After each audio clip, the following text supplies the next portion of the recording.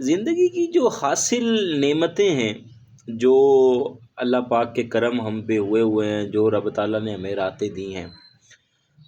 ان کا جو سکون ہے، ان کا جو حاصل ہے اور ان کی وجہ سے جو فائدے ہمیں ہوتے ہیں،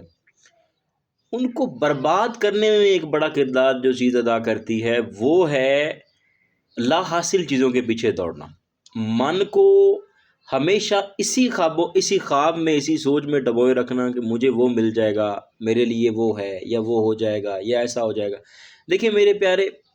جب تک آپ حاصل کا لطف لینا نہیں جانتے تب تک آپ حسرتوں کے پہاڑ سر پہ اٹھائے ہی پھرتے رہیں گے۔ کوشش کریں کہ جو رب نے دیا ہے اس سے سکون لیں، جو ہے، جو رشتہ آپ کے پاس ایک اچھا ہے، کسی تیسرے کی طرف دوڑنے کی بجائے اس کے پاس بیٹھ کے اس کو سنیں، سمجھیں، اس کو قدر دیں، اس کو ویلیو دیں۔